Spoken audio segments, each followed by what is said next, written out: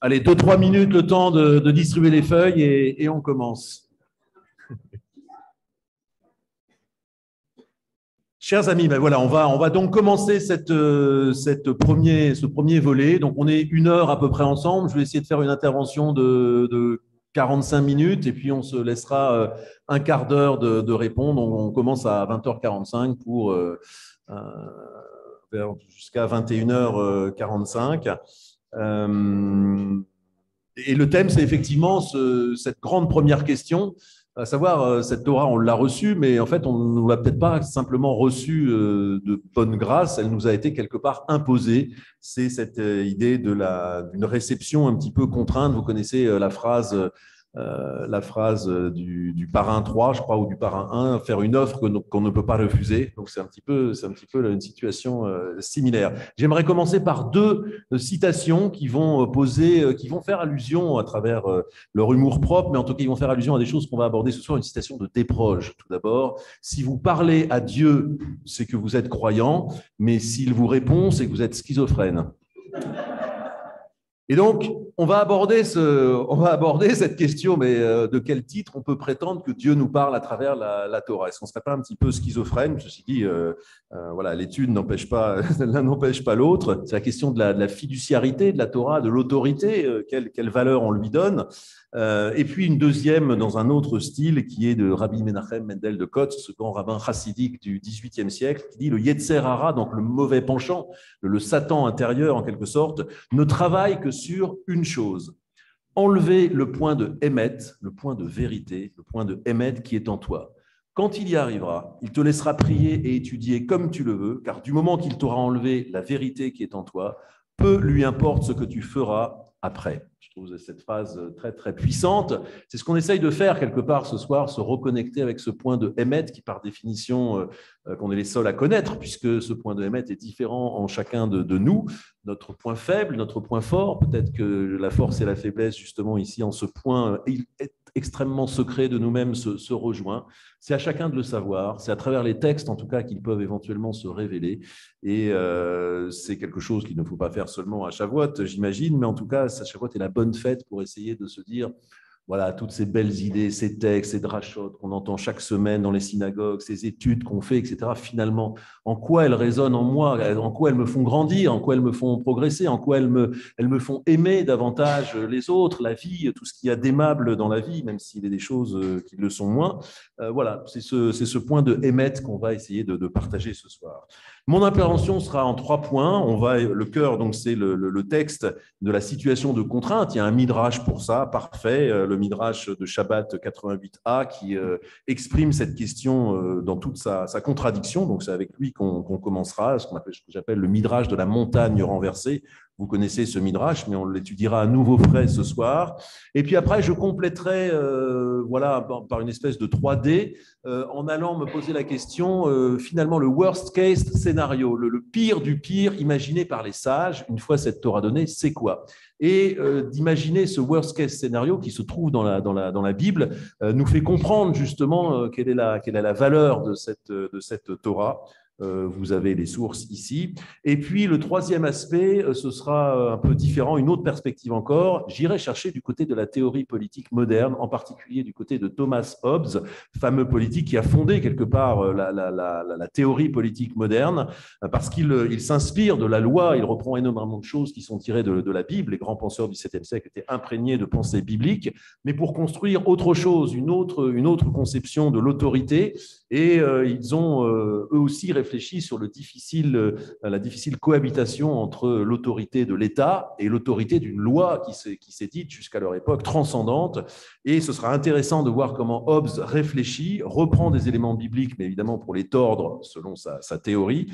Et ce sera intéressant parce que, comme ces théories ont eu du succès et ont servi à bâtir nos sociétés, elles nous diront la difficulté qu'on a peut-être à se relier de manière naturelle, peut-être un peu naïve à cette belle Torah qui nous est donnée. La modernité est passée par là et ce sera intéressant d'essayer de confronter les deux. Donc, retour à la case départ, en quelque sorte. Le premier texte, vous l'avez, soit en couleur peut-être, ou soit sur la page en noir et blanc. Il s'appelle Shabbat 88a, le Midrash de la montagne renversée. C'est par lui qu'on va commencer, parce que c'est lui qui pose de manière très explicite, très claire, la situation de contradiction d'une Torah qui est certes chérie, qui est notre Torah, mais qui peut-être n'a pas été acceptée, en tout cas avec une notion de consentement au sens où on l'entend de manière moderne. Donc je vais le lire, vous avez la traduction en anglais, mais je vais le lire en hébreu et traduire mot à mot. Alors, entre parenthèses, il y a Shemot Yud Tet, c'est la citation dont c'est issu. Le 19, c'est le verset qui est pris en commentaire par ce commentaire du Talmud, donc qui est tiré, je le rappelle, du traité Shabbat 88a. Vaïtiat Sevu Betartit Ahar, ça c'est le verset. Et ils s'arrêtèrent, Betartit Ahar, au pied de la montagne. Aleph apostrophe Esh, c'est une abréviation qui veut dire Amar Rabbi Abdimi Bar Chama. Donc Rav Abdimi Bar Chama a dit, Bar Chassa, fils de Chassa aussi, Melamed chez Kafa Akadosh Baruch Hu, abréviation, et ceci nous enseigne chez Kafa que le Kadosh Baruch Hu, donc le Saint béni soit-il, Dieu Kafa, a renversé, l'irpot c'est vraiment renversé, on voit bien, kaf c'est une paume de la main, les capotes c'est vraiment renversé, faire comme ça, que le Saint béni a renversé Aléem sur eux, quoi? Et Ahar, Kagigit, il l'a renversé comme un tonneau. On voit la scène de manière très, très pratique. Il soulève la montagne, Dieu soulève la montagne, la soulève comme un tonneau. On va voir d'ailleurs sur quel point de grammaire s'appuie ce commentaire apparemment saugrenu. Pourquoi imaginer que la montagne est soulevée? Mais Amar Lahem, il leur a dit, Imatem ekabli ma Torah, si vous recevez, si vous acceptez ma Torah, Moutav, parfait, très bien. Ve imlav, et sinon, si vous ne l'acceptez pas, Sham teek vuratechem, ici sera votre tombeau. C'est violent, on va dire, comme proposition. Ce n'est pas vraiment une proposition amicale. Et c'est là où j'en viens à l'image du parrain. C'est une offre que l'on ne peut pas refuser, quelque part, qui est ici donnée. Alors après, on va voir, on reviendra sur ce deuxième verset, parce que là, il y a un développement fantastique derrière. Alors non, oui, d'abord, ça continue déjà. Amar Rav Acha Bar Yaakov, et donc le rabbin Acha Bar Yaakov a dit, Mikan Moda'a Rabba Leoraita. Ici s'élève une grande contestation contre la Torah, qui voit bien que le problème d'une acceptation non consentie, en tout cas non consentie librement, c'est quand même un problème. Et donc, ce problème est dit dans notre extrait. Amar, et on continue, Rabba Afal Pichen, oui, et malgré cela, Ador Kibloua, les générations l'ont accepté ensuite, Bimé Achashverosh. C'est au jour de Achashverosh qui finalement ils l'ont accepté. On se demande un peu quel est le rapport avec la choucroute, j'ai envie de dire, c'est une autre époque, des siècles après. Mais qu'est-ce qui fait qu'il l'aurait d'un seul coup accepté avec Achashverosh? Dirtiv, comme il est dit, et là on va chercher une citation d'Esther, tête 9, Ki mouv et Kiblou, une petite phrase qui figure effectivement dans le livre d'Esther. Ils l'ont accompli et ils l'ont accepté, très bien. Et ce commentaire en tire la conséquence. Vayodim kimu mache kiblu beba. Donc var amar ayodim kiblu mache kimu mache kiblu. Ils ont fini par accepter ce qu'ils avaient accompli. Donc pour le commentaire, on va voir selon quelle modalité explicative, mais ce petit passage d'Esther répond à la question, à l'objection soulevée par Rabbi Acha Bar Yaakov d'une loi non consentie, mais, nous dit-on, les Juifs à la génération, à l'époque d'Achashverosh, ont fini par l'accepter librement. On verra à la suite de quel tour de passe-passe, en quelque sorte, on en déduit cela. Alors juste quand même, parce que le Midrash, c'est merveilleux, le Midrash est fantaisiste, le Midrash est créatif, et, il imagine les situations les plus saugrenues. Ici, Dieu qui soulève la montagne pour éventuellement écrabouiller tout le monde quelques instants plus tard, mais il y a toujours un point grammatical. C'est jamais complètement gratuit comme exercice, c'est ça qui est intéressant. En fait, le verset qui de départ, c'est Vayetsihu betartit ahar, en dessous de la montagne. On traduit en bon français au pied de la montagne, mais l'hébreu dit en dessous de la montagne. Et c'est complètement étrange, c'est comme s'ils étaient effectivement en dessous. Et c'est ce qui donne la permission d'imaginer, enfin c'est là-dessus que l'imaginaire midrashique vient se greffer sur une anomalie, sur une étrangeté, on va dire, grammaticale du texte, pour dire, ah bah tiens, si on prenait l'image au pied levé, la montagne est en dessous, et bien pourquoi elle sera en dessous? Parce que Dieu peut-être aurait menacé de les écraser avec cette montagne, etc. Donc c'est toujours intéressant, il y a toujours un point dans le texte, un point d'ancrage dans le texte, dans le Midrash, qui développe ensuite sa propre pensée. Donc, on voit bien le problème admis par le texte. Moda'a Rabba, s'écrit un rabbin du Talmud. Donc, ce texte les a tiraillés, les a travaillés en disant bon, ben, on est bien content d'avoir cette Torah, on en est fiers, c'est notre texte fondamental, mais c'est quand même un petit peu gênant, a fortiori dans la pensée moderne où tout dérive du consentement. Hein, la théorie du droit moderne, c'est qu'il n'y ait pas d'autorité sans consentement préalable de celui qui l'a accepté. Enfin, c'est la base, on est constitué comme ça, on a du mal à imaginer autre chose. Mais même avant cette pensée politique moderne, on a vu que les rabbins, ici, Moda'a Rabba. C'est d'ailleurs une expression juridique que Moda'a Rabba. C'est un terme juridique qui évoque la vente d'un bien sous la contrainte. Et tout vente de bien sous la contrainte, dans le droit hébraïque, doit être annulé rétrospectivement par le tribunal. Donc, quand Rabbi Bar Abba dit Moda'a Rabba la Torah, il est en train de dire que malgré nos pieux récits du récit de la Torah, c'est pas vraiment valable tout ça, c'est pas vraiment cachère du point de vue de l'acceptation. Et donc, quelle peut être l'autorité de quelque chose qui n'a pas été librement accepté, librement consenti? C'est bien le problème. Il y a d'autres passages dans le Talmud qui adoptent qui radicalise quelque part la critique, en tout cas qui l'accompagne, c'est le fameux Naaseh Venishma. Vous savez, c'est la réponse glorieuse des Bnei Israël. On est en Exode 24, pas très loin de notre passage, où l'on dit, enfin la réponse c'est Naaseh Venishma, on fera et on entendra seulement dans cet ordre-là. On aurait plutôt attendu, on écoutera ce dont il s'agit et on fera ensuite. Bon, alors il y a tout un tas de commentaires là-dessus, mais j'avance un petit peu pour garder un peu le fil de l'intervention. Il y a aussi d'autres critiques dans le Talmud sur la réénaction de cette alliance.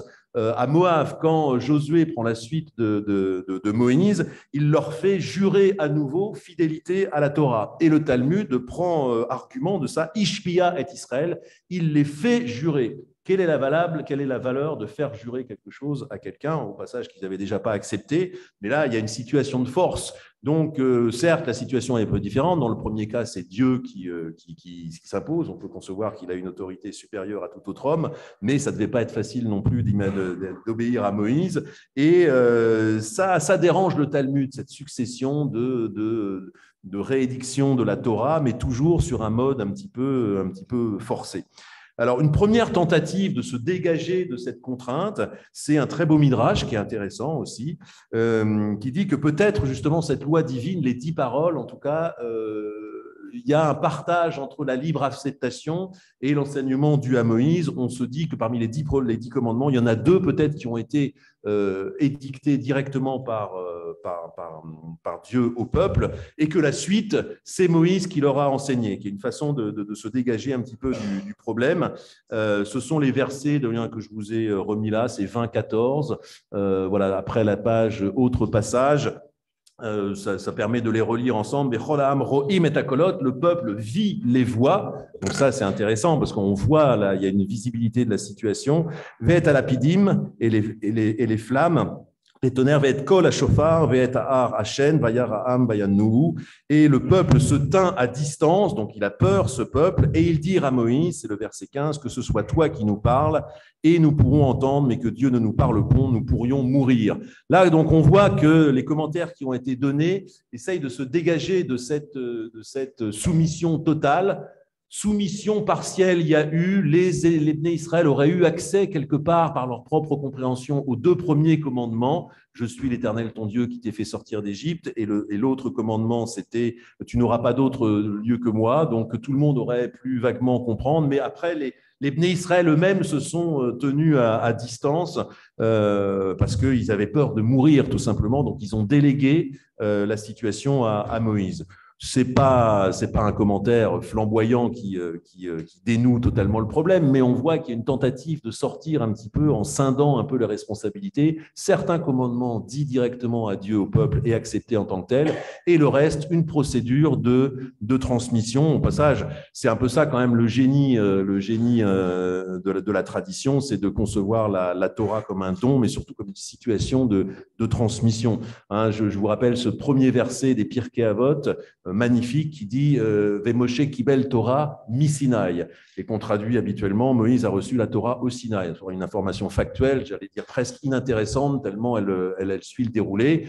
Et elle répondrait peut-être, vue de manière simple à la question « Et où est-ce qu'a été donnée la Torah ?» Réponse au Sinaï, c'est complètement factuel, sauf qu'il y a une impression beaucoup plus intéressante, due à Manitou sur d'autres commentaires, qui dit c'est à partir du Sinaï que la Torah, c'est pas tellement qu'elle a été donnée, est devenue un objet public de transmission. La Torah, quelque part, existait bien avant. Cette Torah éternelle, certains Midrashim nous disent que Dieu même avait regardé dedans. La Torah, c'est la sagesse du monde, la structure interne des choses, etc. Donc, Abraham l'avait, les grands prophètes l'avaient capté, cette Torah. Il n'en avait pas fait encore un enseignement essentiel, etc. Mais ce qui est original au Sinaï, c'est cette Torah, elle devient visible, elle est visibilisée par une situation de transmission explicite. Et du coup, cette première phrase des Pirkei Avot, prend un relief tout à fait nouveau. C'est à partir du Sinaï, mi-Sinaï, Moshe Kibel la Torah, que Moïse a fait de cette Torah un objet de transmission et instauré une chaîne de transmission. Et de fait, la suite de cette première Mishnah insiste, et il l'a transmis à Josué, qui l'a transmis aux anciens, qui l'ont transmis à la grande assemblée, etc. Donc, on voit bien qu'ici, c'est le premier espace politique du judaïsme, en fait, qui est posé là. Un espace, non pas qui manifeste la visibilité, comme l'espace politique grec, mais qui manifeste la transmission. L'espace politique, par essence, dans le judaïsme, c'est la transmission et l'habilitation d'un transmetteur. C'est exactement ça, cette scène de la Torah. Alors, on voit on revient à notre texte là, de l'imposition un petit peu forcée. On voit que les rabbins ne sont pas tellement à l'aise avec cette notion de quelque chose d'imposé. Et c'est là donc l'explication de Rava. Je relis la deuxième partie de ce texte. Amar Arva Bar Yaakov, Mikan Moda Araba. Donc voilà, ici, il y a de quoi invalider la validité de cette Torah.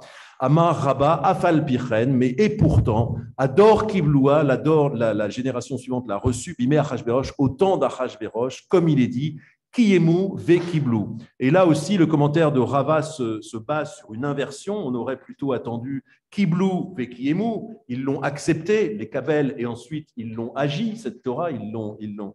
Mais du fait que dans ce livre d'Esther, et à nouveau aussi une inversion, comme l'inversion du Naaseh Venishma dans la Torah, mais dans le livre d'Esther, effectivement, les verbes sont présentés dans cette Torah. Kiemu ve Kiblou.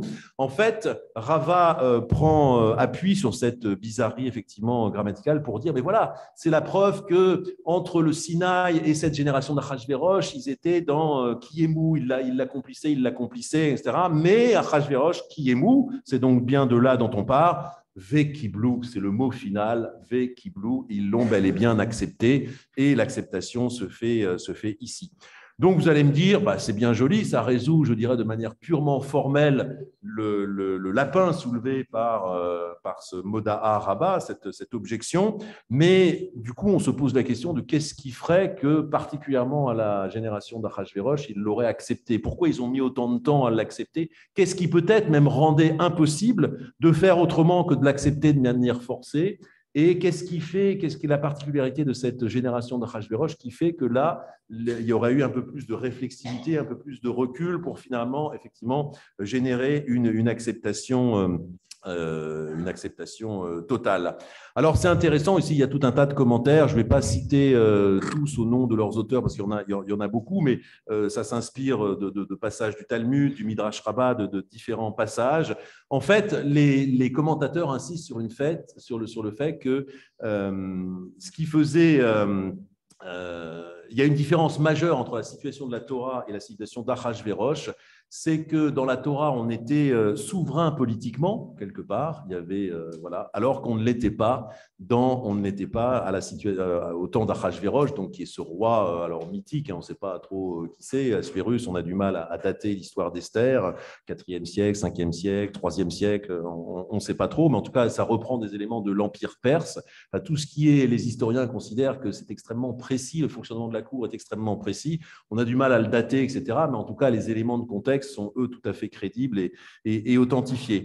Eh bien, c'est vraiment la notion, effectivement, que quelque part, le judaïsme est né en exil. C'est bien ça.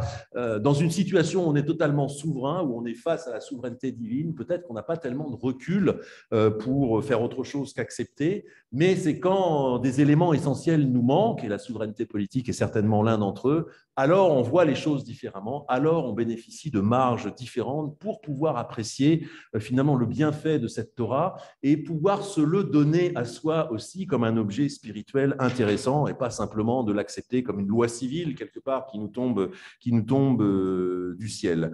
Donc l'exil pour les commentateurs est le facteur central qui fait que les Juifs ont eu une autre vision de cette Torah, ont pris plus de distance, ont mesuré ce qui pouvait leur manquer et finalement a généré l'acceptation. C'est intéressant ce débat parce que quelque part c'est un petit peu aussi ce qui s'est passé à alors les Havdil, comme on dit, il y a beaucoup de choses qui sont différentes, mais c'est un peu ce qui s'est passé à la modernité. La modernité est tombée sur la tête des Juifs, pour ainsi dire, beaucoup d'historiens le disent de manière presque brutale. Pendant tout le Moyen-Âge et la Renaissance, les Juifs ont été exclus du débat. Alors il y a eu des grands savants, bien entendu, il y a eu des Juifs de cour qui étaient intégrés, qui ont pu participer à certaines décisions politiques, mais en termes de masse, les Juifs, pendant tout le Moyen-Âge et la Renaissance, ont été complètement exclus des découvertes du monde de la pensée.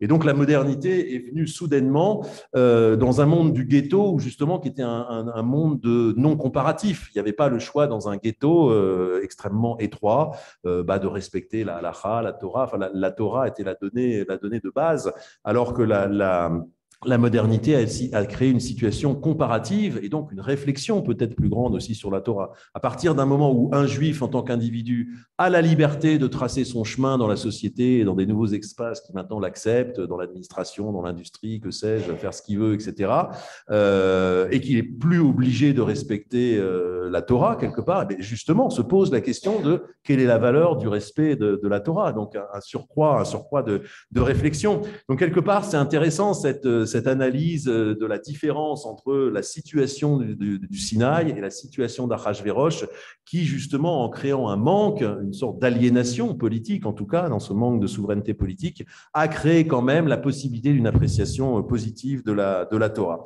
Donc l'exil est considéré comme un facteur qui a accéléré la réflexion. D'abord parce que Dieu n'était plus aussi, il y a eu un changement dans la pensée juive aussi, Dieu n'était plus le Dieu d'un seul peuple. C'est vrai que dans la mentalité antique, primaire, on est le Dieu d'un seul peuple. De fait, c'est Dieu qui nous fait sortir d'Égypte, qui repousse les Égyptiens pour nous. Mais à l'époque de l'exil et à l'époque des prophètes, naît une conception plus universaliste. Le Dieu est le Dieu de toute la terre, le Dieu est le Dieu de tous les peuples, plus seulement le nôtre. Et du coup, ça crée presque une question de concurrence, on va dire, de benchmarking, on va dire. On peut comparer les autres dieux et d'autres peuples peuvent s'intéresser aux nôtres aussi. C'est ce que dit un petit peu, par exemple, ce texte de Ézéchiel 20-32, je l'ai posé aussi, qui dit Ve'aolam al rocherem, ce qui vous montre en l'esprit ne se réalise pas, comme vous dites, devenons comme les nations, comme les familles des autres pays pour adorer le bois et la pierre.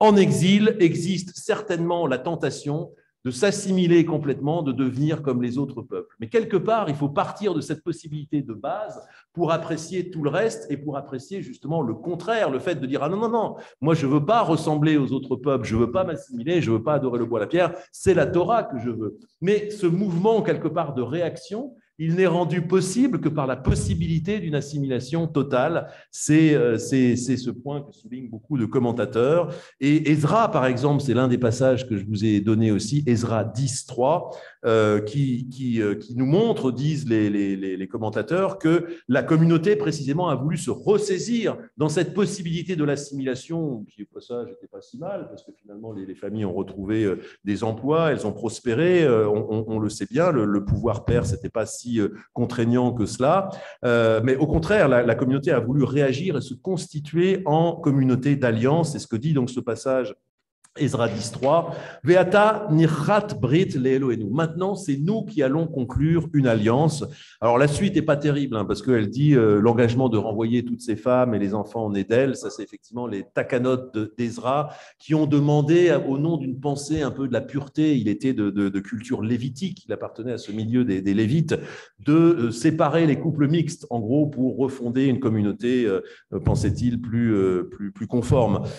Au passage, c'est intéressant, parce que c'est précisément face à cette pensée lévitique un petit peu exclusiviste, un petit peu même raciale, on pourrait dire, que le livre de Ruth a été écrit. Le livre de Ruth a été écrit, on le sait de mieux en mieux maintenant, comme une réaction idéologique à la conception lévitique d'une pureté de la souche d'Israël, etc., qui devrait se séparer de tous ces éléments étrangers allogènes quelque part. Le livre de Ruth est une réaction quelque part universaliste qui met l'accent sur la pensée, pas sur la filiation, pas sur la biologie, mais sur la pensée. Ce sera intéressant parce que je sais qu'il y aura des études sur le livre de Ruth cette nuit. Donc on voit qu'effectivement cette communauté, refusant l'assimilation, mais encore cette capacité de réaction n'est donnée que par cette possibilité de l'assimilation, se constitue nirchat brit le'Eloheinu. Ici, c'est pas l'alliance n'est pas de Dieu, elle ne vient pas de Dieu, elle est conclue pour notre Dieu, en direction de Dieu. C'est un mouvement volontaire, effectivement, qui se fait. Le commentaire, il y a un commentaire fameux de Rabbeinu Tam. Rabbeinu Tam est un fameux rabbin du Xe siècle dans les Chassidés Ashkénazes, donc ces communautés qui, vers le Xe siècle, commencent à peupler la vallée du Rhin, Worms, Mayence, Spire, Cologne, etc., et vont fonder la première souche du judaïsme ashkénaze qui n'ira de cesse d'aller plus à l'est dans les siècles suivants. Mais Rabbeinu Tam, immense lumière, Meor Agola, le luminaire de l'exil, on l'appelait, explique lui aussi que au Sinaï, le peuple avait certes une expérience directe de la souveraineté divine, mais que l'intensité était telle, quand il y a une telle intensité, une telle force, une telle perception, c'est Bal Korcham, à leur corps défendant. Il n'y a pas de réflexion possible quand on est dans un lien direct avec la puissance divine comme ça, mais que sous le règne d'Assuérus, c'est le commentaire de Rabbeinu Tam, très très moderne, rendez-vous compte, eh bien, ne se trouvant plus sous la domination directe de Dieu,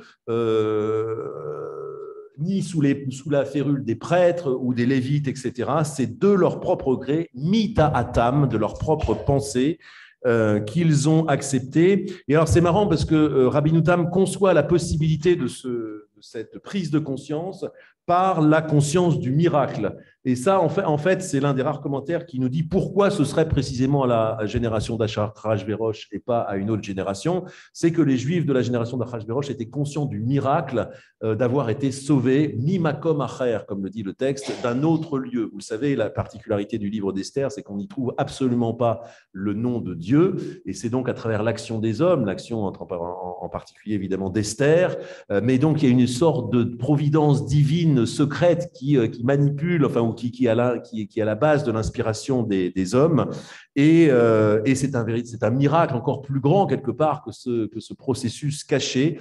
Eh bien, ce serait en reconnaissance de ce processus, de ce miracle, que les Juifs de cette génération auraient dit oui, celle-là, on l'avait acceptée un peu de force, mais on va l'accepter de notre plein gré. C'est intéressant parce que ça donne le fond de l'acceptation, finalement, c'est l'amour, c'est la reconnaissance, c'est quelque chose de positif. Rabbeinu Tam donne une sorte de contexte psychologique sur l'amour et sur la reconnaissance du miracle, pour expliquer le fait qu'à cette génération-là, alors même qu'on n'avait plus de souveraineté politique, ça nous a donné l'espace et l'envie, quelque part, d'agréer de manière volontaire à cette loi. C'est intéressant. Alors, pour faire court et pas durer trop longtemps sur cette idée, il y a trois éléments finalement qui pourraient expliquer que dans un premier temps, on n'a pas de choix d'accepter, et dans un deuxième temps, mais peut-être aussi ce qui s'est passé historiquement, c'est aussi sans doute un processus, évidemment, c'est ça qui rend intéressant éventuellement peut-être ce commentaire, s'il est un intérêt, c'est que c'est un processus interne aussi. Peut-être que dans les choses, dans l'enseignement, on est obligé d'accepter de manière contrainte et que finalement, c'est ça, grandir aussi, c'est finalement accepter des choses que l'on fait déjà. Ça me rappelle d'ailleurs, dans un tout autre contexte, une phrase de Talleyrand. Bon, c'est un peu à l'inverse de ce que je veux dire, parce qu'elle est plutôt cynique qu'autre chose. On lui dit, mais monsieur Talleyrand, comment faites-vous pour réussir en société? Qu'est-ce qu'il faut faire? Et il disait, pour réussir et être agréable en société, il faut se laisser apprendre des choses que l'on sait déjà. Donc, c'est intéressant. Mais quelque part, on pourrait reprendre cette pensée de manière plus profonde en disant peut-être que c'est le processus inhérent à toute connaissance humaine. Il y a des choses qu'on nous impose, qu'on agit qui et mou. On est fait pour accomplir certaines choses et seulement dans un deuxième temps, peut-être pour les accepter. Le fantasme, en fait, de quelque chose qui nous serait proposé, y compris la chose la plus inimaginable, à savoir une loi divine, etc. Le fantasme que l'on pourrait la considérer, l'écouter, en saisir la valeur et librement l'accepter, ce n'est pas le fantasme de la tradition. La tradition dit non, ce n'est pas comme ça que l'homme fonctionne. À la limite, c'est peut-être le fantasme de la modernité, justement, qu'on ne peut accepter une loi dont on soit soi-même à l'origine. C'est la loi kantienne. N'est acceptable qu'une loi dont on n'est qu'à l'origine parce qu'on est à même seul de la comprendre. Mais pour la tradition, ce serait effectivement un fantasme. Ce n'est pas comme ça que fonctionne l'homme. Peut-être qu'on est obligé, on fonctionne de manière imposé, et c'est seulement avec un surplus de réflexivité seulement qu'on accepte dans un deuxième temps des choses qui ont commencé par nous être imposées. Je trouve que c'est une réflexion anthropologique ou psychologique peut-être intéressante aussi. 3 éléments, en tout cas, selon les commentateurs, pour résumer, attestent du fait que cette génération d'Achashvérosh était dans une situation différente et que ça a généré la possibilité de l'accepter. La non-exclusivité de l'expérience, j'en ai déjà un peu parlé tout à l'heure avec je ne sais plus quel prophète, mais là, ici, c'est le prophète Malachi, Malachi 1, 11, 12, je vous ai cité les versets. Certes, du levant du soleil à son couchant, mon nom est glorifié, donc mon nom est glorifié par tous les peuples. Et le verset 12, qui est plutôt morigénant, et c'est vous qui le désirez par votre langage, la table du Seigneur est souillée, ce qui en provient, son aliment est digne de mépris. Cette situation, cette capacité de critique n'est possible qu'à l'époque d'Achashvérosh, elle n'était pas du tout du temps de la Torah. À l'époque d'Achashvérosh, le Dieu d'Israël est reconnu par tous, peut-être même qu'il est apprécié par d'autres peuples qui n'ont rien à voir avec le peuple juif, et à l'inverse, il est tout à fait possible que des Juifs eux-mêmes, ce peuple le méprise. C'est ce que dénonce Malachi. Regardez, ce Dieu, il est connu, il est honoré de toutes les nations, tout le monde l'adore, et vous êtes les seuls à ne pas le glorifier. Mais cette situation, précisément, cette situation de dissonance cognitive permet aussi l'inverse, permet l'élection volontaire. Un deuxième facteur, c'est le fait que Dieu ne soit plus territorialisé. Avant, effectivement, la révélation de Dieu, c'est sur le sol d'Israël. La Shrina, pense-t-on, donc la présence divine n'est valable que sur la terre d'Israël. Il y a toute une conception de la sainteté sur le modèle de cercle concentrique. Le nœud des nœuds, c'est le Saint des Saints, et puis après, c'est le temple, et puis après, c'est la terre d'Israël, et puis après, c'est les nations. Donc, cette notion d'une sainteté concentrique.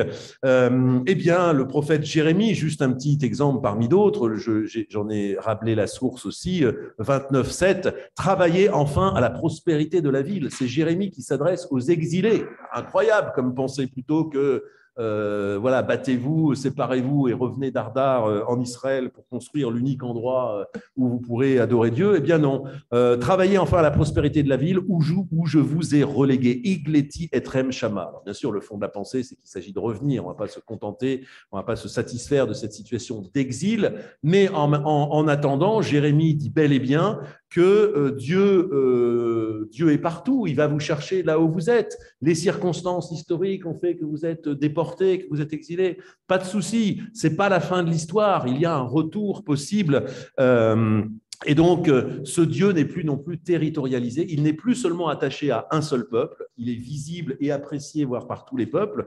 Donc, il y a une situation comparative, peut-être même de compétition. À vous, les Juifs, de faire votre boulot et d'adorer ce Dieu qui est quand même historiquement un petit peu relié à vous, sachant que beaucoup de gens en dehors de vous l'apprécient. Première chose. Deuxièmement, Dieu n'est plus territorialisé. Et troisièmement, c'est le choix tout simplement de devenir juif. C'est une révolution. On le voit avec l'histoire de Ruth.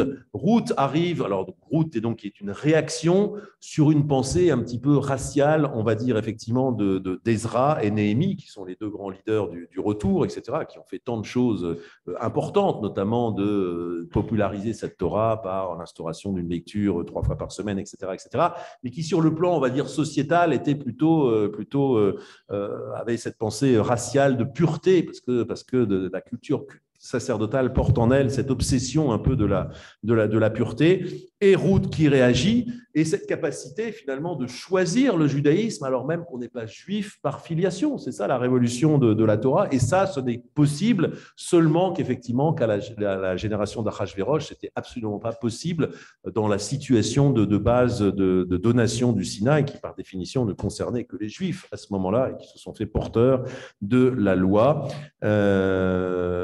Voilà, donc les trois facteurs d'explication intéressantes pour témoigner de ce que cette loi, effectivement, les rabbins l'acceptent, a été donnée de force quelque part, mais que dans un deuxième temps, elle était acceptée, avec cette question que je laisse pendant, est-ce que ce n'est pas finalement ce qu'on fait tous? Est-ce que ce n'est pas le processus même d'apprentissage de l'homme que de fonctionner comme ça, contrairement au fantasme de la liberté moderne, question ouverte, et donc effectivement cette acceptation dans un deuxième temps, la très belle explication de Rava qui reboucle la boucle après avoir laissé en suspens sur cette moda araba, sur cette objection fondamentale, reboucle la boucle en disant oui, oui, mais finalement, on l'a effectivement accepté parce que c'est un des points forts du judaïsme, vous le savez. Le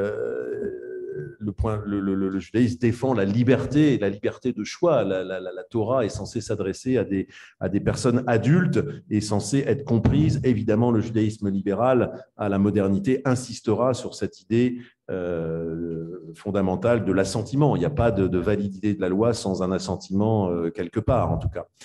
Voilà les amis pour la première partie de mon intervention. Je vois que oui, non, on est à peu près dans les temps. On va passer une demi-heure sur ce point. On va passer peut-être 2 fois 15. Non, du coup, non, il faut quand même que je résume pour laisser 15 minutes de dialogue. Donc, on va essayer d'aller vite. C'est important pour moi, ce deuxième point, la question du consentement, de le travailler d'une autre manière, de se poser la question, mais quel est le pire qu'imaginent les sages? La Torah est donnée, et cette Torah, qu'est-ce qu'on en fait? Quel est le pire qui peut arriver? Eh bien, c'est intéressant parce que ça nous donne un petit insight justement sur la vraie valeur aussi plus spirituelle de la Torah. Il y a une valeur politique, on en a abondamment parlé, c'est ce qui même d'ailleurs explique quelque part ce fait que finalement on ait pu aller dans l'explication, dans l'acceptation, alors que politiquement on avait notre pleine souveraineté au Sinaï, mais ce n'était peut-être pas la situation rêvée pour justement voir toute la valeur. Là, on va passer sur un côté plus spirituel et on reviendra au côté politique avec le commentaire de Thomas Hobbes. Je vous rappelle, relisons-la ensemble parce que finalement, c'est des versets qui vont nous nourrir toute la nuit. Les versets du Deutéronome 29, 9-11, 9-12, c'est la situation d'alliance, celle que j'ai tirée de la paracha Nitzavim. Atem nitzavim hayom kulchem, vous êtes placés devant moi aujourd'hui. Lifnei Adonai Elohim, devant Dieu. Donc là, c'est très clair. Hein. Il y a le Ham Israël, il y a le Elohim. Les deux termes du contrat sont très très clairs. Rachechem, Shiftechem, vos chefs, vos tribus, Ziknechem, vos anciens, Veshotrechem, et vos préposés, Kol Ish Israël, tout homme en Israël. Tapechem neshechem, vos enfants et vos femmes, Vegercha et l'étranger, Asher bekerev mechanecha, qui se trouve dans tes camps, mais Chotev et Tsecha, depuis le fendeur de bois, Ad she'ev memecha, jusqu'au puiseur d'eau. Là, les versets multiplient les points de vue à la fois en termes de Israël, pas Israël, en termes de couche sociale, en termes de catégories, hommes, femmes, enfants, etc., pour dire que vraiment la révélation est générale. Leavdecha bivrit Adonai Elohecha, pour Leovrecha, pardon, pour entrer, pour faire ce passage dans l'alliance de l'Éternel, ton Dieu, Asher Adonai Elohecha koret imcha ayom, ce pacte solennel qu'il traite selon toi. Donc là, c'est tous les contrats au Moyen-Orient. On a retrouvé ça dans la littérature assyrienne, babylonienne, etc. On retrouve toujours les mêmes éléments qui sont les parties traitantes, quel est le contrat conclu, quelles sont les clauses d'exclusion, etc. Tout ça est une réinterprétation de la culture moyen-orientale de l'époque, mais avec ce biais particulier d'un Dieu un. Leman Hakim Otra Ayom Lo Le'am, pourtant constitué aujourd'hui comme ton peuple, Ve'u Adonai Ve'u Yelecha Leolim, et il sera ton Dieu Kacher Diberlach Vechacher Nishba Lavotecha, comme il a juré à tes pères, les Avraham, les Yitzhak ou les Yaakov. Ça, c'est la fameuse suture entre les deux moments historiques différents d'Israël, Abraham, Isaac, Jacob, de manière très très lointaine, et puis cette situation due à la sidération d'Égypte. On a vu toute la difficulté pour Moïse d'avoir la double casquette. La casquette de chef politique, il l'avait, il fait sortir les Hébreux d'Égypte, tout le monde en était absolument conscient. Mais pour Moïse, devenir prophète de la loi, c'était absolument pas gagné. Qui es-tu, Moïse? Nous, la seule loi, le seul enseignement dont on ait entendu parler, c'est Abraham, Isaac, Jacob, il y a plus de 400 ans. En quoi t'institues-tu en continuité avec cet enseignement? Donc, d'où la mise en scène du Sinaï. Les peuples voient les voix, le peuple voit parfaitement que Moïse parle à Dieu, donc c'est donc que Moïse ne doit pas être inintéressant, et donc on l'autorise à parler au nom de Dieu, de venir nous enseigner ses lois, etc. Donc il y a toute une construction. Quelle est donc la situation de le worst case scénario que j'ai appelé? Alors là aussi, c'est un texte, vous savez, les versets du Deutéronome 29, 17, 18.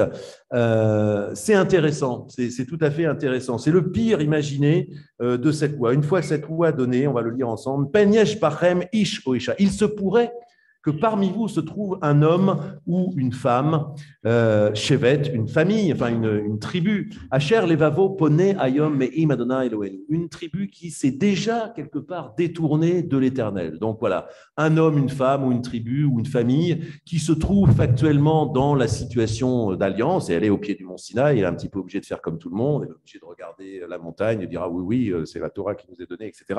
Et donc là, on imagine donc une famille, etc., mais qui quelque part en son cœur penserait déjà un petit peu autre chose, la Lechet, les Avod, pour se déterminerait à servir les dieux de ces nations. Parce que ça, c'est le grand... évidemment, il s'agit de remplacer la culture polythéiste cananéenne par cette Torah. C'est pas évident. Pen yesh bachem. Et supposons qu'il pourrait exister parmi vous Shoresh Poré. Alors là, bon, le verset s'attache à une racine vénéneuse et amère. Et donc le verset 18, Veaya bishmoa et divrei Allah. Et donc à la suite, après avoir entendu les termes de ce contrat, Allah, enfin c'est plus un contrat négatif, de cette imprécation azot, ve idbarer bilvavo, il pourrait se donner de l'assurance dans son cœur. Ça c'est extraordinaire. Les morts, shalom yeli. Non, j'aurai la paix tranquille dans mon fort intérieur, j'aurai la paix tranquille. Ki bishrirut libi. Dans les passions de mon cœur, Eler, je continuerai à aller, les ma'an sefot arava, et pour assouvir mes passions, et atzmea, et qui entraînerait alors la soif. En fait, quand on analyse ces deux versets, il y a les deux raisons, les worst case scénarios, ce sont les deux raisons différentes. La première, c'est que cet homme continuerait, cet homme, cette femme ou cette tribu ou cette famille continuerait d'adorer les dieux environnements. C'est-à-dire que la révolution culturelle ne serait pas complète. Il y a un attachement, l'homme est peut-être d'ailleurs fondamentalement idolâtre. On va voir, je terminerai cette petite explication justement par l'explication de Maïmonide sur la question. Et donc le worst case scénario, c'est que cette loi n'arrive pas à prendre, elle n'arrive pas à imprimer dans les cœurs. Et du coup, c'est quand même mieux d'aller servir les dieux environnants parce que c'est les dieux de l'époque. C'est un contexte puissant que la société, que les dieux de la société, les dieux romains, c'était ça, c'était des dieux de la cité. Bon, voilà, pourquoi ne pas suivre finalement ce que tout le monde fait?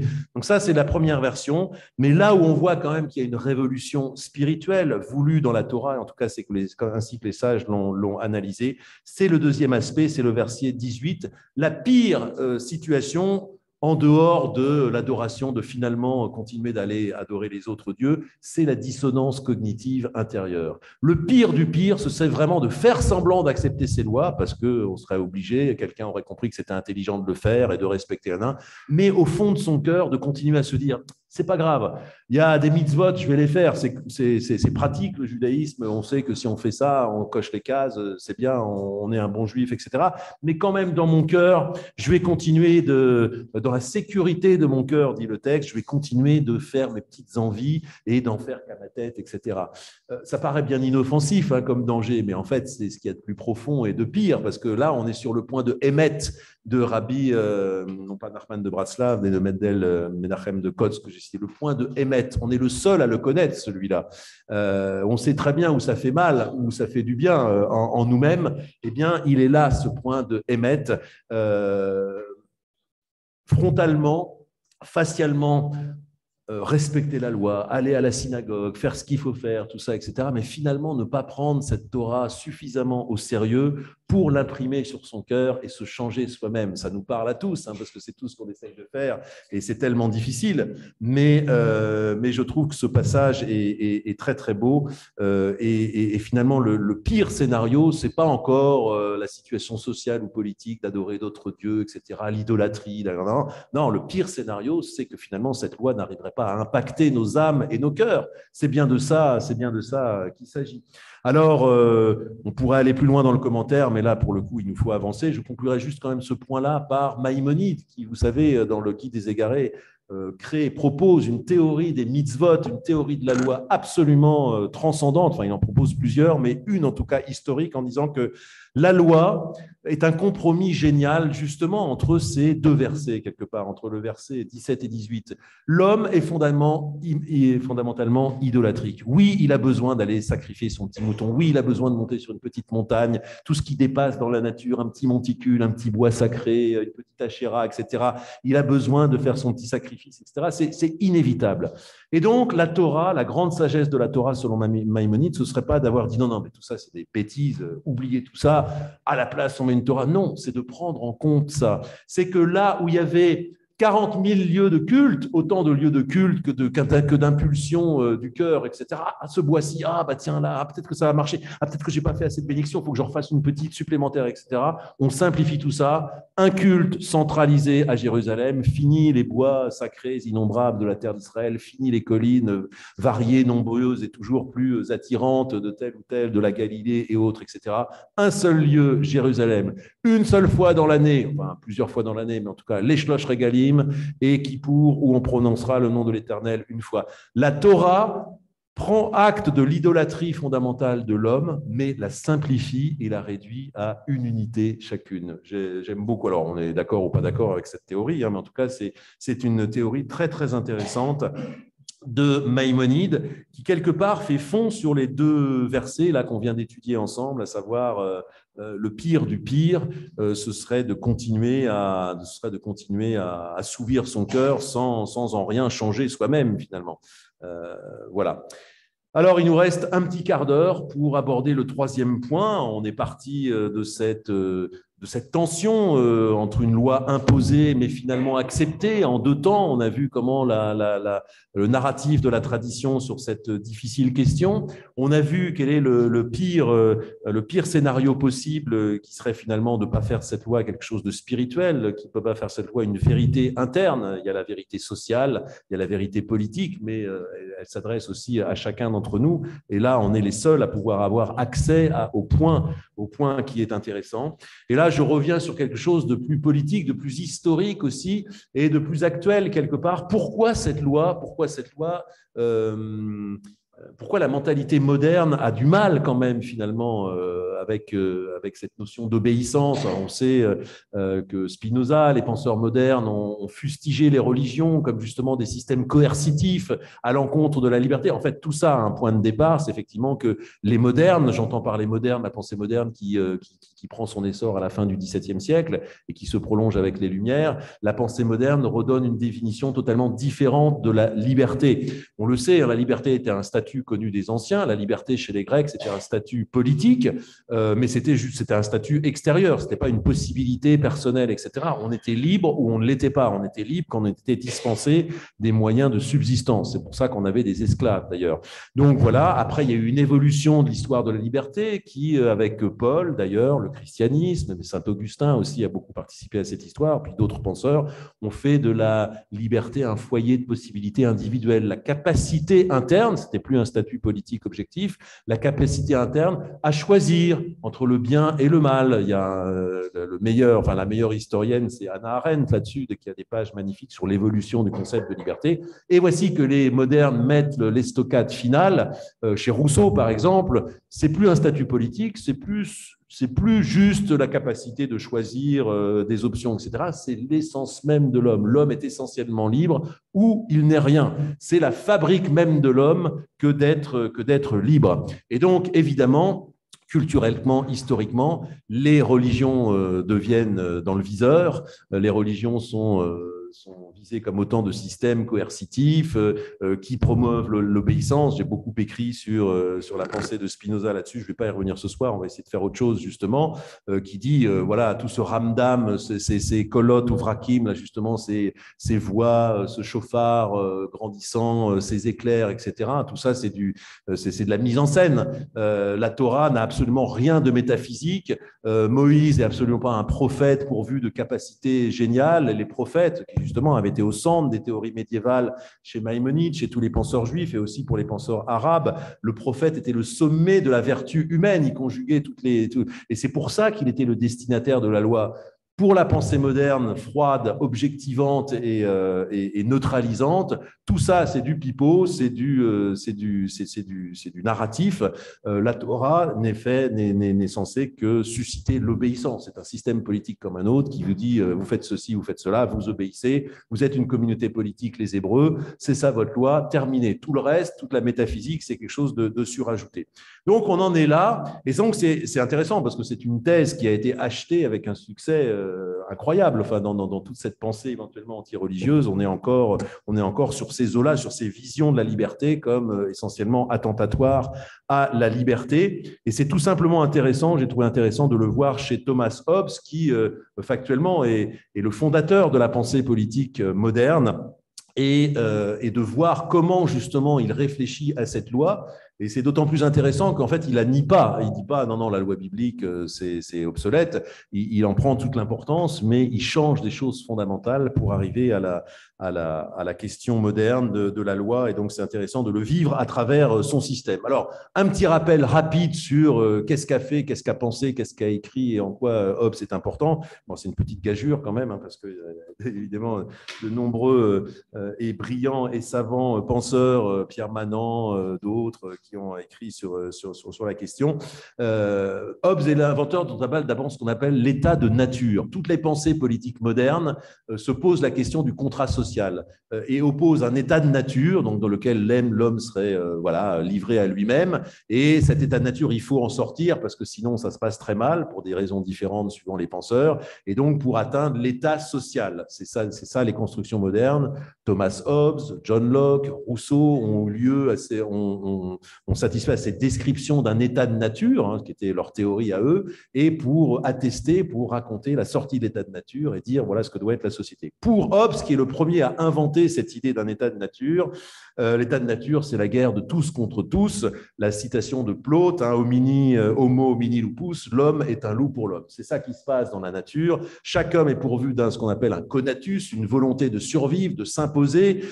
Spinoza ira jusqu'à dire que le développement naturel de l'homme, c'est de s'imposer toujours plus, d'imposer son aide, de persévérer dans son aide d'abord d'essayer de ne pas se faire zigouiller au passage, c'est ce que dit Hobbes, et puis, si possible, d'écraser, enfin de prendre un peu plus de place par rapport aux autres. C'est ça le conatus, c'est cette tendance que l'homme, que toute vie a de vouloir grandir. Et donc, dans cet état de nature absolument terrifiant, où la vie est courte, brutale, nous dit Hobbes, le seul instinct, c'est l'instinct de conservation. C'est justement de ne pas essayer de se faire tuer par quelqu'un d'autre, etc. Et c'est extrêmement coûteux en énergie. Et puis, il n'y a pas de logique là-dedans, parce que même le plus faible, Même le plus faible peut tuer le plus fort. On n'est même pas assuré, parce que si encore les forts se disaient, bah ouais, bah c'est tranquille finalement, parce que moi je suis du bon côté. Mais ce n'est même pas le cas, parce que par ruse, par anticipation, le plus faible peut aussi tuer le plus fort. Le plus fort n'est même pas garanti, lui, de survivre. Donc, c'est une catastrophe pour tout le monde, c'est extrêmement fatigant, et donc il faut sortir de l'état de nature pour aller vers l'état social. Et la solution, assez géniale, parce que c'est l'invention quelque part du contrat social, c'est que chacun devrait renoncer à ce droit qu'il a sur toute chose, parce que dans l'état de nature, tout le monde a droit à tout, sauf que comme on n'est pas le seul à avoir droit à tout, évidemment, c'est la guerre en permanence.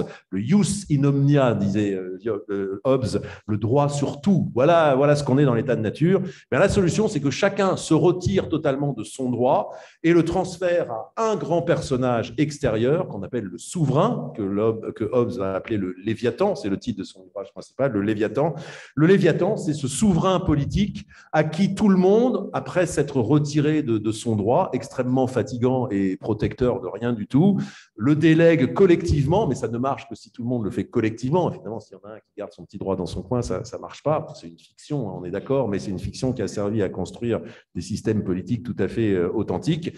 Et donc, c'est ça, tout le pouvoir, chacun se retire de son pouvoir pour le donner intégralement à son souverain. Ça, c'est la théorie politique de Hobbes. Alors, c'est intéressant parce qu'il est fondateur en quoi? Parce que tout le monde va reprendre le même, non pas les mêmes idées, mais en tout cas la même structure de pensée. Tout le monde va y aller de son petit état de nature différent. Alors, chez John Locke, ce sera autre chose. Chez Rousseau, ce sera autre chose encore. Et donc, tout le monde va construire des systèmes différents. Mais ce mode de pensée politique, c'est lui qui l'a inventé. Ce qui nous intéresse pour notre problème, c'est la question justement du conflit entre ce pouvoir, ce nouveau souverain, ce Léviathan qui a un pouvoir total. C'est un personnage créé qui est extérieur à la collectivité, mais qui en même temps qui émane d'elle, puisque c'est volontairement que les gens se sont dessaisis de leur pouvoir. On n'est pas dans la tyrannie, là. Ce qui rend le système original, c'est qu'effectivement, ce n'est pas l'histoire d'un tyran qui écrase tout le monde. On a bien compris que c'était le contrat social, il était voulu par tout le monde. C'est tout le monde qui veut se débarrasser de son droit pour le déléguer à un souverain, parce que c'est la seule solution viable. Et donc, c'est ça qui est génial et original. Mais donc, le pouvoir de l'Église, eh bien, face à ce nouveau pouvoir, c'est quoi?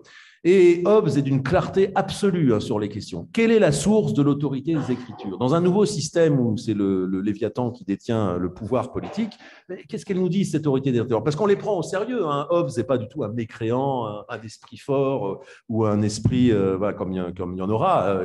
La Bible, pour lui, est un texte fondamental. Mais que faire de cette source? Comment savons-nous quelles sont les paroles de Dieu? Là, on en revient à la phrase de Desproges. Si je pense qu'il me parle, alors je suis schizophrène. Comment savons-nous qu'il s'agit de la parole de Dieu? Après tout, c'est un texte. Au passage, ce sont des questions qui sont posées les rabbins aussi. Hein, et pourquoi croyons-nous qu'elles le sont? Qu'est-ce qui nous fait croire que ces paroles sont des paroles inspirées?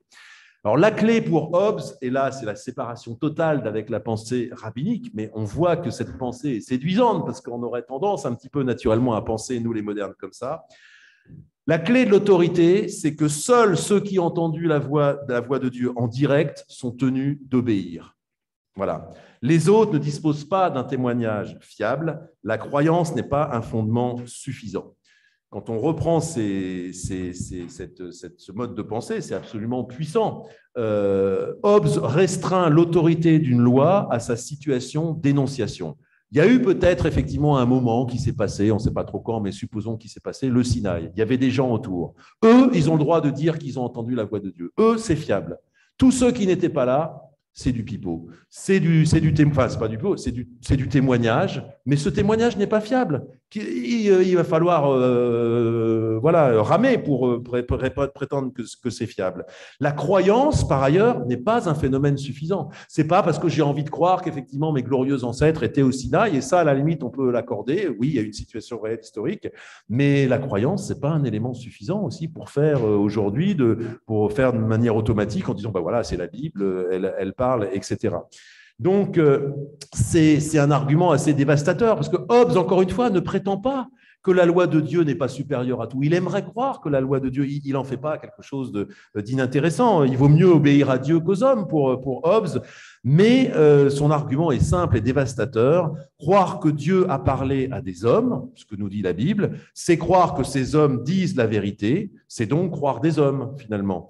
Et l'expérience montre, alors là on voit tout le scepticisme de Hobbes, que les hommes peuvent être menteurs, ils peuvent avoir leur propre sagesse, ils peuvent avoir des biais, ils peuvent se croire inspirés par Dieu, ils peuvent être un petit peu pathologiques aussi, ils peuvent aussi adopter un comportement politique. Au passage, la Bible a tout à fait vu. Korah qui remet en cause, Corée qui remet en cause l'autorité de Moïse, avait des visées politiques. Tout ça est possible. L'histoire des hommes n'est que l'histoire des fous, des puissants, des mégalomanes, etc., etc. Et donc, ça donne un crédit quand même assez important à Hobbes. Alors, on n'a pas le temps de l'étudier, mais je veux dire quand même que la tradition, évidemment, s'était posée la question. C'est ce qui rend Hobbes aussi nous parle, parce que quelque part, c'est aussi dans la tradition. D'abord, il y a la question du faux prophète. On n'a pas le temps de l'étudier ce soir, mais c'est passionnant, l'histoire du faux prophète. Qu'est-ce qui fait qu'un prophète est juste ou pas? La Torah et le Talmud s'est posé la question. J'entre pas dedans, mais en tout cas, sachez que le sujet existe. Et puis, je voudrais faire un petit détour par une autre religion, par l'islam, mais pour montrer que c'est un problème universel des religions en général, et notamment qu'il y a eu quelques remous, puisque les versets sataniques de Salman Rushdie, c'est exactement ce problème-là. Et ça a peut-être même plus d'importance pour l'islam. L'islam est obsédé par la question de la vérité première de la transmission. Souvenez-vous, les versets sataniques, hein, c'est dans la sourate l'étoile, la sourate 53, qui dit qu'à un moment, Mahomet, avant de fuir à Médine et d'avoir cette série de révélations de l'ange Gabriel, Satan lui aurait susurré quelques versets dits sataniques, parce qu'évidemment, ce n'est pas les versets qui ultimement vont retenir le Coran, en parlant de 3 divinités mécoises, qui étaient le symbole de l'idolâtrie et du polythéisme mécois, Allat, Al-Uzza, Al-Manat, tout ça, ce sont des déesses en quelque sorte qui sont citées dans le Coran, et dont le Coran dit qu'elles étaient séduisantes et intéressantes, etc. Et donc, Mahomet, avant de revenir dans le droit chemin de la pure révélation de l'ange Gabriel et du Coran, aurait concédé en quelque sorte une sorte d'importance à ces 3 déesses en disant oui, elles sont intéressantes, etc. Et évidemment, c'est un scandale pour la pensée, on va dire, orthodoxe islamique. Et donc, c'est cette question de est-ce que le prophète ment? Et à la limite, même s'il ne ment pas, est-ce qu'il est fiable? La fiabilité de la prophétie est quelque chose qui obsède l'islam. Il obsède moins le judaïsme, parce que justement, on a inventé la Torah orale pour ça. C'est ça le grand génie, c'est que ça va nous donner du champ. On ne met pas tout le crédit à ce qui a été écrit et à ce qui est supposé avoir été dit à ce moment-là, sous ces conditions historiques précises ici. Erreur que fait Hobbes, parce que Hobbes, il a un raisonnement purement positiviste, de juriste positiviste. Et voilà. Donc nous, on s'en tire avec la Torah orale, mais ce problème est au cœur, quelque part, des religions. Il est au cœur de l'islam aussi. Alors, qui doit juger? Selon Hobbes, là j'en reviens à la théorie de Hobbes, une fois qu'on a dit que c'est bien en théorie, la parole de Dieu est supérieure et ce serait mieux de lui obéir, etc. Mais quand même, à part ceux qui étaient là et qui ont réellement entendu la Torah et à qui on peut faire crédit, accordons l'historicité de l'événement, quelque part on peut leur faire crédit, tous les autres à qui ont été transmis, je suis désolé, c'est des hommes, ils peuvent mentir, ils peuvent avoir intérêt à dire qu'ils l'ont reçu, etc., etc., qui nous prouve. Et donc, dans cette question ouverte, qui finalement a le pouvoir de dire si c'est vrai ou si c'est juste? Il y a 2 pouvoirs, le pouvoir du souverain politique, le pouvoir effectivement de la Torah, etc. Il y a une contradiction, admettons qu'il y a une contradiction. Qui a le pouvoir de décider? Pour Hobbes, c'est très clair, le souverain. Le souverain se fait le garant de l'interprétation et c'est lui évidemment qui tranche évidemment en fonction d'un intérêt purement politique. L'habileté de Hobbes, c'est non seulement de forcer sa théorie, c'est que de toute façon, il veut une société où c'est le souverain qui décide et où c'est plus les histoires de prêtres, de Dieu, etc., parce que c'est une recette pour la guerre civile. Il vit en un temps où il voit des guerres civiles déclenchées, etc. Et l'État, de fait, va être celui qui va finir par imposer la paix civile. C'est ce qui va acter, effectivement, que ces sociétés de contrat vont devenir les nôtres. Mais l'habileté de Hobbes, c'est non seulement de dire que c'est au souverain de décider, mais de prétendre même qu'en fait, c'est ce que dit la Bible. Il dit, mais regardez, en fait, la Bible, c'est ce qu'elle dit. Et là, ça nous rejoint, ça nous fait revenir à notre premier sujet. La Torah est canonique, non parce qu'elle est pour Hobbes, non parce qu'elle est présentée comme une révélation divine, métaphysique, avec des hautes idées, etc., mais tout simplement parce que Moïse est reconnu comme le souverain de son époque. En fait, pour Hobbes, Moïse a une attitude hobbesienne, ce qui fait que les Hébreux ont accepté la Torah, etc. Ce n'était pas par une réflexion psychologique, métaphysique, etc. Ils se sont vus, et ce n'est pas non plus le problème qu'on a vu initialement, à savoir qu'ils se sont fait imposer par Dieu, ils se le sont fait imposer par Moïse, comme un souverain impose sa loi au peuple, et comme une juste théorie voudrait que le souverain, effectivement, décide de ces choses-là. Donc, moi, Hobbes, qui, quelques siècles après, vient vous raconter que c'est au souverain de décider de ce genre de questions, en fait, je suis ce que dit la Bible. La Torah ne se distingue pas de la loi civile. Alors ça, c'est un argument qui est très, très important. Chez Moïse Mendelssohn, on trouve aussi une grande discussion de ça. Et quelque part, là où il n'a pas tort, c'est qu'effectivement, c'est la première partie de notre non pas Mishnah, mais de notre passage du Talmud. La Torah a commencé par être imposée tout simplement de manière politique, parce que Moïse était le souverain des Hébreux. Même Spinoza va dire ça. Et c'est pas faux. Donc voilà, et ça, c'est quelque part, effectivement, quelque chose qui peut nous dérouter, nous modernes. Alors, bon, il faudrait aller beaucoup plus loin parce que c'est plus subtil que ça. Il y a des sous-parties à tout ça. Mais je vais simplement conclure pour dire, bon, ben alors voilà, qu'est-ce qui nous reste? Là, on a démonté un peu les pièces du moteur. Les rabbins se sont interrogés sur l'acceptabilité d'une Torah non consentie, mais ont répondu partiellement à la question en disant qu'elle a fini par accepter à une situation, à la génération d'Achashvérosh. Pourquoi? Parce que précisément, on n'avait plus de souveraineté politique. Et finalement, c'est une situation métaphysique intéressante. Quand on n'a plus la souveraineté politique, ça laisse plus de choix pour effectivement voir la valeur des choses. On a vu la valeur spirituelle de cette Torah avec ce worst case scénario qui finalement est la dissonance cognitive interne. Si cette Torah n'atteint pas notre point de émettre, alors quelque part, tout ça ne sert à rien. Et on a vu la difficulté que les modernes peuvent avoir de considérer effectivement que cette loi est divine à travers l'un des plus grands penseurs politiques qui fonde d'ailleurs la pensée politique moderne, Hobbes, qui nous dit une chose très simple. Bon, admettons que c'est un événement historique, mais quelque part, elle ne concerne que les gens qui ont été témoins. Au-delà, ce n'est que du témoignage. Les témoignages sont imprécis et il faut bien répondre à la question. Donc, c'est le souverain qui va répondre à ces questions-là. Et entre nous, les amis, c'est ce que dit la Bible. Donc, je ne suis pas anti-biblique en disant ça. Qu'est-ce qui nous reste? Évidemment, on pense différemment dans la tradition.